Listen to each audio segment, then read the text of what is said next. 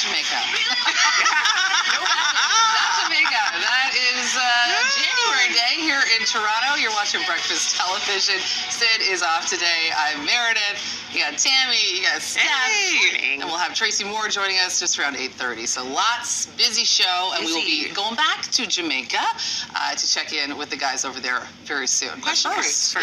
Do you guys feel like January has been like 857 days long? Yeah, for sure. Of course. Is there a January that doesn't feel I actually feel, I think because I was sick for a good portion of it, Yeah, you were in the but I was like, vortex. it's the 31st? Yeah. Oh my goodness. I was like, it's the... Like clawing out of Get me out of here. Kim, our director, sent me a meme, and it just had a picture of Tom Hanks from Castaway, and it said, January's been quite the year. Quite the year. Yeah. So you're feeling it, but because I think because I was sick, Yeah. it definitely has helped move that Move it along along, because yeah. I was in a whole other world Yes. trying to get better. Right. Did you need any medication? Did I need? That's where I was heading. Did you? That is it. Yeah.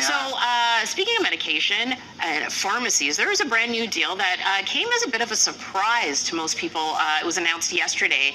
A relationship between Manulife and Loblaws companies that will now see a certain number of specialty prescription drugs only apply if you are a Manulife customer or client. You'll only be able to get those certain drugs at Loblaw-owned pharmacies like Shoppers Drug Mart and some of the pharmacies in the grocery stores as well. And this, of course, raises some questions over the relationship between insurance providers and major pharmacy retailers.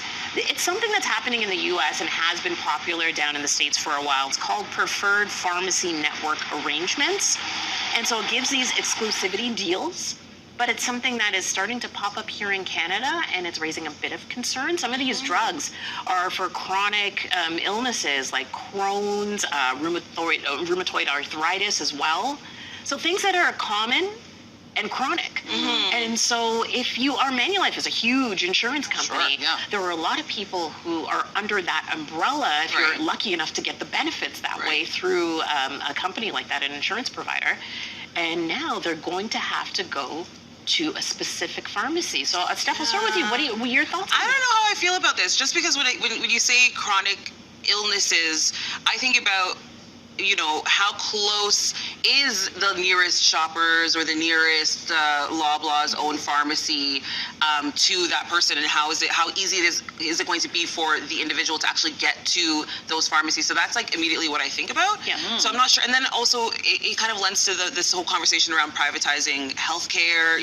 It just feels like, what is going on? Wasn't expecting that announcement. Yeah, well, we do it, like you say, we do have that model in the U.S. Yeah. And there are things to borrow from our neighbors to the south, and then there are things not to. And I think we've seen that play out, and to not much success in terms of exclusivity and access. And I think of, this is where the mom and pop pharmacies, the smaller business, where do they fit into this deal?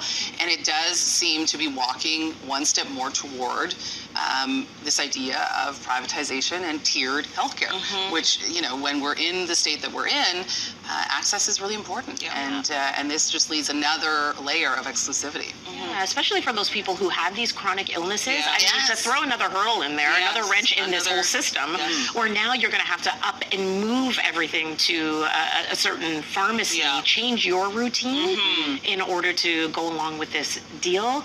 Yeah, it was one that came off as a surprise yesterday when that was announced, for sure. When it comes to healthcare here in the province, we're going to be talking very shortly about the family doctor shortage that we are seeing. The OMA saying that this is going to double in the next 2 years, this issue that we're having. So Dr. Andrew Park is going to join us after the break live here on BT to discuss some of these numbers. They are quite disturbing. Yeah, some really important information. Yeah, great conversation that you're going to have. So stay tuned here on Breakfast Television. Also, another thing that's affecting us, winter weather. It is unpredictable, and we know it is here in Ontario. So coming up at 7:40, we'll have tips on preparing and protecting your home and your car from snowstorms.